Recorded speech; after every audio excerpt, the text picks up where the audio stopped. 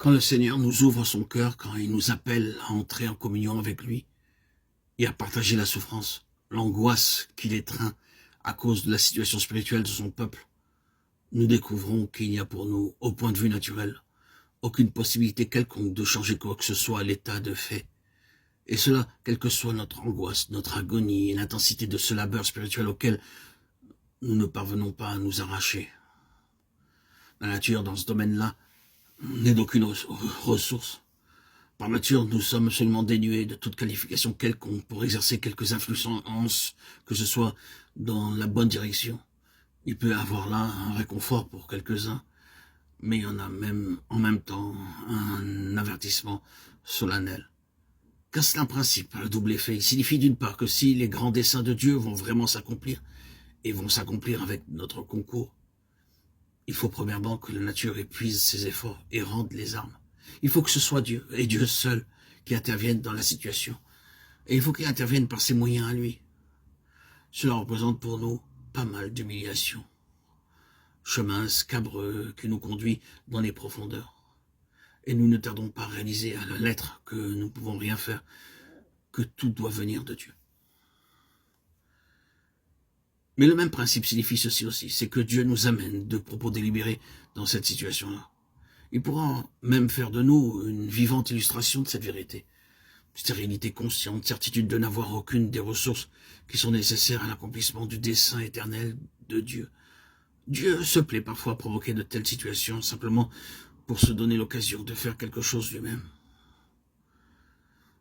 Ouvrez la parole de Dieu et voyez, ce n'est pas ainsi. Si vous prenez par exemple le cas des autres femmes de la Bible qui se trouvèrent dans la même situation que Anne, vous constaterez d'emblée qu'il y a là un enseignement très significatif. Nous avons dans cette catégorie Sarah. Or, la vie d'Isaac, son fils, ce fils de l'impossible, est pour nous une perpétuelle leçon de choses. Il représente à jamais ce grand facteur spirituel, la résurrection, la soudaine intervention de Dieu, le ciel relevant le défi de l'homme et de la nature. C'est à cette lumière-là qu'il faut comprendre Anne. Son histoire tout entière relève de ce principe. Nous nous sommes souvent lamentés, vous et moi, sur la vanité de nos ressources naturelles, sur l'inanité de nos propres efforts.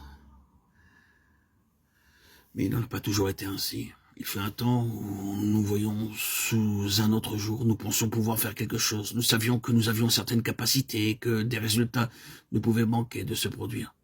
Nous sommes attelés à cette tâche, mais Dieu savait à quel point nous étions inutiles. Et le jour est venu où il nous l'a fait toucher du doigt. Nos yeux sont ouverts alors à cette humiliante vérité. Nous avons réalisé que pour une œuvre comme la nôtre, c'est-à-dire spirituelle, quelles que soient les ressources dont nous pouvions faire état au milieu des hommes, nous n'avons rien, nous ne pouvons rien.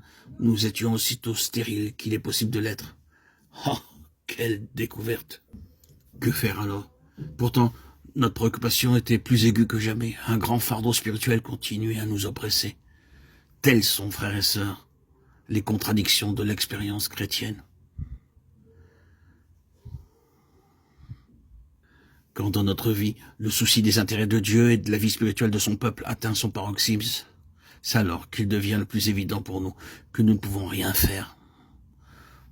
Dans sa souveraineté, Dieu fait en sorte que ces deux extrêmes se touchent, les besoins les plus criants et l'impuissance la plus totale.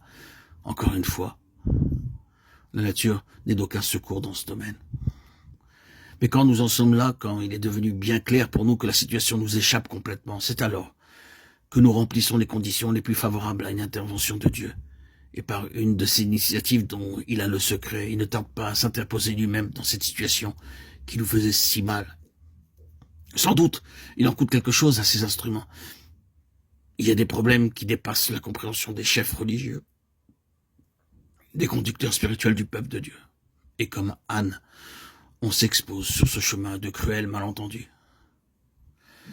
Nous avons donc là ces deux choses nettement différenciées. D'une part, une grande préoccupation spirituelle à l'endroit du peuple de Dieu, préoccupation qui tourne même à la détresse en raison des dangers que court le témoignage du Seigneur. Et d'autre part, sur le plan pratique, pour tout ce qui touche à une solution possible, à une contribution personnelle, stérilité. Stérilité complète, constatation douloureuse d'un être qui se sait inutile et qui comprend qu'il n'y a rien à faire. Cependant, Anne prie. Elle ne peut pas renoncer. Devant ce refus poignant de nature, elle déverse devant Dieu le trop-plein de son cœur. Elle lui clame sa protestation. Elle refuse de croire à l'impossible. Elle en appelle au Dieu qui peut tout. Elle le met en face de cette situation alors que l'inertie des choses semble se jouer de son angoisse. N'importe, Dieu peut, et elle croit. Cet état de choses est trop criant pour laisser Dieu insensible. Oh Dieu, tu répondras.